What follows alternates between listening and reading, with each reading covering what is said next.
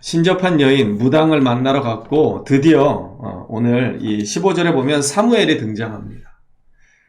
여러분, 여기서 성경이 15절의 말씀에 사무엘이 등장했다고 해서 이 사무엘은 진짜 사무엘이 아니죠. 사탄은 언제나 이렇게 우리를 속이고 장난을 칩니다. 귀신은 사탄의 영향력 아래 있는 그 졸개입니다. 이 무당들은 이것을 사용하는 것이죠. 그래서 오늘 사무엘이 사울에게 이렇게 이야기한다고 성경은 기록하고 있는데, 이것은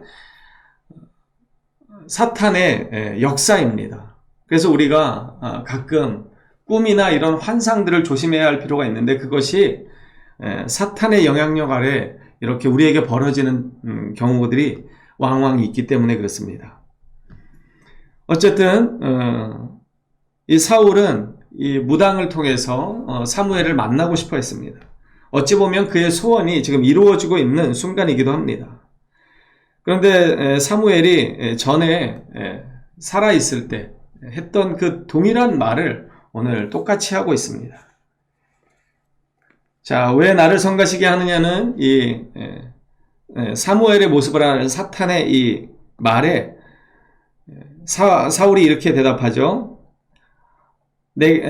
대답하지 아니하시기로 내가 행할 일을 알아보려고 당신을 불러 올렸나이다. 여기서 불러 올렸다라고 이야기하죠.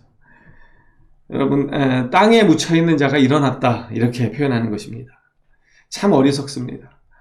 하나님의 은혜를 경험하고 하나님의 그 뜻 가운데 살아가기로 다짐했더니 사울이 무당에게 사로잡혀서 이렇게 사탄의 영향력 아래 완전히 이렇게 몰두하고 있음을 우리는 알 수 있습니다.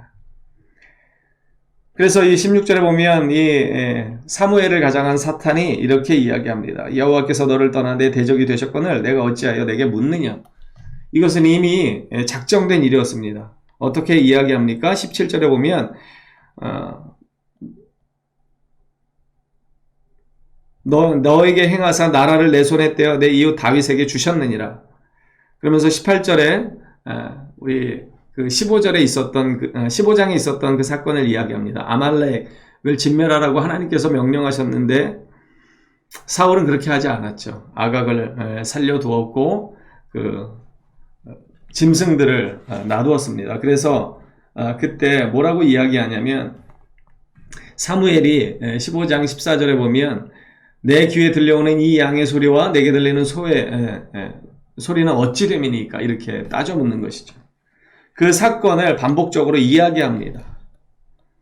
그러면서 19절에 보시면 여호와께서 이스라엘을 너와 함께 블레셋 사람들의 손에 넘기실 것이고 내일 너와 내 아들들이 나와 함께 있으리라. 그러니까 곧 너와 함께 너의 아들들 죽을 것이다, 이렇게 이야기합니다. 그래서 20절에 보면 사울이 갑자기 땅에 완전히 엎드러지니 이는 사무엘의 말로 말미암아 심히 두려워했기 때문이고, 또 한 가지 이유는 기력이 다하였다, 이렇게 이야기합니다. 그가 금식하고 있었기 때문에 기력이 다하였다, 이렇게 이야기합니다. 그래서 완전히 엎드러집니다. 오늘 설교의 제목이 완전히 엎드러지다입니다. 여러분, 저는 이 말씀을 묵상하면서 좀 안타까웠습니다. 정말 하나님 앞에 사울이 이때라도 엎드러졌다면 그가 기회를 얻었을 것입니다. 비록 무당에게 나아갔고 사탄의 이 속임에 빠져들고 있지만 어쨌든 이 모든 상황을 하나님은 또 주관하십니다. 그래서 하나님께서는 이때라도 거짓의 아비인 사탄을 통해서 거짓을 구하게 하실 수도 있는데 그렇게 하지 않으셨습니다. 이 모든 상황을 하나님은 또 주도적으로 인도하시고 그 사탄의 입을 통해서 사울이 깨닫도록 허락하시는 것입니다. 그런데 이때 이 사울이 엎드러지는데 하나님 앞에 엎드러진 것이 아님을 우리는 알 수 있습니다. 왜 그렇습니까? 뒤에 나오는 내용이 그렇죠. 21절에 보면 여인이 사울에게 이르러 그가 심히 고통당함을 보고, 여기서 고통당한다는 것은 블레셋과의 전투에서 죽임을 당하게 될 것이라는 이 말씀을 듣고, 예언을 듣고 그가 고통 가운데 있는 것입니다. 그래서 이 여인이 자신이 이제 당신을 대접하게 해달라, 이렇게 이야기하죠. 근데 분명히 거절합니다. 23절에 보면 사울이 거절하여 이르되 내가 먹지 아니하겠노라 이렇게 이야기합니다.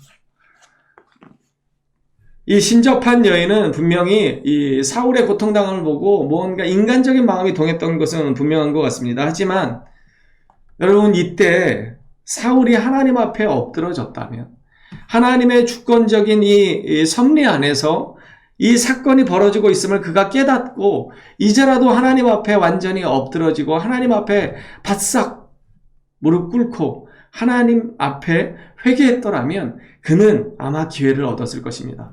여러분, 우리가 전에 오후 성경 공부 모임에서 탕부 하나님, 팀 켈러가 쓴 탕부 하나님을 책을 나누었던 적이 있습니다. 이 탕부 하나님의 핵심적인 이 주제가 무엇입니까? 탕자가 아니라 탕부라는 것이죠. 탕자의 비유를 들어보자면 탕자는 허랑방탕한 사람입니다. 자기의 인생을, 자기의 모든 물질을 허랑방탕하게 써서 부도가 난 사람이었죠. 그런데 그 경우를 하나님 아버지께 돌려서 우리에게 반어법을 써서 사용하는 것입니다. 탕부. 아끼지 않고 사랑을 베풀어 주시는 하나님 아버지를 우리로 하여금 기억하라고 하는 것이죠. 그래서 그 주염 열매를 먹던 그 둘째 아들이 아버지의 집을 떠올리면서 돌이키기로 작정했습니다. 그래서 품꾼의 하나로 여겨달라고 하면 되겠구나. 그래서 그가 돌이키기로 작정하죠. 이것이 회개의 은혜입니다. 아버지의 집을 떠올렸고 그가 돌이키기로 작정했을 때 그는 자기를 품꾼의 하나로 봐달라고 그렇게 이야기해야지 하고 아버지께로 나오지만 아버지는 어떻습니까? 먼 발치에서 그 아들이 걸어오는 모습을 보고 아버지는 맨발로 뛰어나가 그를 끌어안습니다. 그리고 그의 옷을 입히고 반지를 빼서 그의 아들에게 그것을 줍니다. 그리고 아들의 그 모든 명분을 회복시켜 주시죠. 그것이 하나님 아버지의 마음이라고 우리에게 이렇게 역설하는 것이었습니다. 사울이 하나님의 이 마음을 분명히 깨달았다 하면, 그래서 하나님 앞에 엎드려 자신의 잘못을 뉘우치고 이제라도 하나님의 뜻을 구하며 나아갔더라면 그에게 기회가 있었을 것입니다. 블레셋과의 전투에서 정말 하나님의 뜻을 구하고 어떻게 하면 내가 하나님의 은혜를 구해야 하는지 그가 무릎 꿇어 기도했더라면 그는 무언가 분명히 하나님의 은혜를 경험했을 것임에 분명합니다. 그런데 오늘 이 마지막 부분에 어떻게 합니까? 이 신접한 여인의 음식물을 공개받고 그가 일어납니다. 그 우상 숭배자의 음식을 먹고 일어납니다. 하나님의 말씀을 통해서 그가 새 힘을 얻고 일어난 것이 아니라 무당의 음식을 먹고 일어나 그 길을 떠납니다. 그리고 그것은 곧 그의 마지막 인생길이 되는 것입니다. 여러분, 우리는 하나님 앞에 엎드러져야 합니다. 세상의 그 어떤 말, 세상의 그 어떤 환상과 메시지 때문에 우리는 엎드러지는 것이 아니라 오직 하나님의 말씀 앞에 엎드러져야 합니다. 그리고 그때 하나님의 뜻을 구하며 나아가야 합니다. 그러면 사울이 왜 완전히 망가지게 되었습니까? 왜 블레셋과의 이 전투에서 결국은 세 아들과 함께 전사를 당하는 게 아니죠. 결국 자살을 선택하게 되는데 왜 이런 비참한 최후를 맞이하게 됩니까? 그가 엎드러지기는 했지만 하나님 앞에 엎드러지지 않았습니다. 그것이 너무나 안타까운 오늘의 이 사건입니다.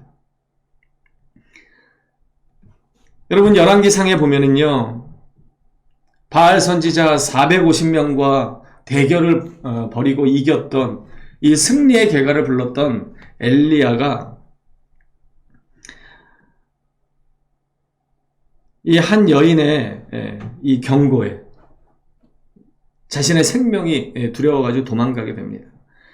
그래서 이 로뎀나무 아래 앉아서 엘리야가 뭐라고 이야기합니까? 자기가 죽기를 원하여 이르되 여호와여 지금 내 생명을 거두어 주시옵소서 이렇게 이야기합니다. 그런데 그때 하나님께서는 천사들을 보내서 그에게 음식물을 먹게 합니다. 그래서 열왕기상 19장 8절에 보면 이에 일어나 먹고 마시고 그 음식물의 힘을 의지하여 40주 40야를 가서 하나님의 산 호렙에 이르니라 이렇게 성경은 기록합니다. 여러분, 하나님이 주시는 음식을 먹은 이 엘리야는요, 40일을 쉼없이 달려가 하나님의 산 호렙에 이르게 됩니다. 그리고 거기서 하나님의 세미한 음성을 듣게 되는 것이죠. 그리고 그가 그 마지막 사역을 감당하게 됩니다. 여러분, 우리도 하나님 앞에 엎드리고 하나님 앞에 그 음성을 듣기로 작정하게 되면 하나님께서는 어떤 식으로든 우리를 회복시키신다는 사실을 기억해야 합니다. 그런데 오늘 사울은 이 사탄의 영향력 아래 완전히 매몰되었고 그 사탄의 그 이야기에 정신을 차리지 못합니다. 그리고 이때라도 이 모든 상황을 주관하시는 분이 누구이신지를 분명히 깨닫고 그가 하나님 앞에 금식했어야 합니다. 자신의 어떤 삶의 안위를 위해서 금식하는 것이 아니라 하나님의 뜻을 구하기 위해서 금식했다면 그는 하나님의 음성을 들을 수 있었을 것입니다. 하지만 그는 자기의 욕심에 금식하고 있었고 이제 사탄의 영향력 아래 완전히 그 마음을 빼앗겨서 낙심하고 낙담합니다. 그래서 우상 숭배자, 이 신접한 여인이 공개하는 그 음식을 먹고서야 일어나는 이 어처구니 없는 그 인생의 마지막 부분을 우리는 보게 되는 것입니다. 여러분, 하나님 앞에 엎드러지고 하나님 앞에 그 마음을 온전히 내어놓을 때 하나님의 은혜를 우리는 경험할 수 있습니다. 여러분, 사울에게 있어서 이 상황은 정말 광야와 같은 상황이었을 것입니다. 이 광야길에서 그는 마지막으로 하나님의 은혜를 경험할 수 있는 기회가 있었음에도 불구하고 그의 삶을 하나님께 온전히 맡기지 않았습니다. 그래서 그가 이 신접한 여인의 음식을 먹는 것입니다. 그리고 그 음식을 먹고 일어났다라고 성경은 기록하고 있는 것입니다. 여러분, 누구 앞에 엎드러질 것입니까? 그리고 누구의 음식을 먹고 일어날 것입니까? 하나님 우리에게 묻습니다. 너는 누구 앞에 엎드리고 있느냐? 그리고 너는 진정으로 누구의 음식을 먹고 일어서기를 원하느냐? 하나님 우리에게 묻습니다.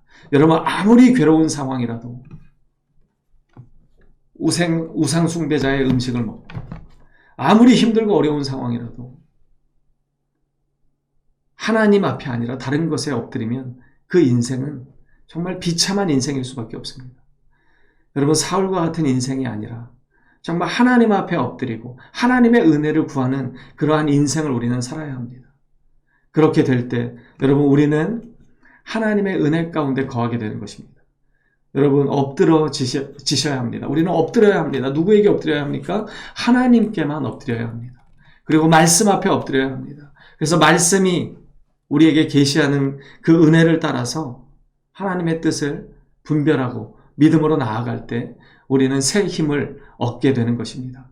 우상 숭배자의 음식이 아니라 말씀의 능력을 힘입어 우리는 일어서 가게 되는 것입니다. 저와 여러분이 말씀의 능력을 통해서 하나님의 산 호렙에 이르렀던 엘리야처럼 우리도 하나님의 산에 이르게 되는 그러한 은혜가 있기를 간절히 소망합니다.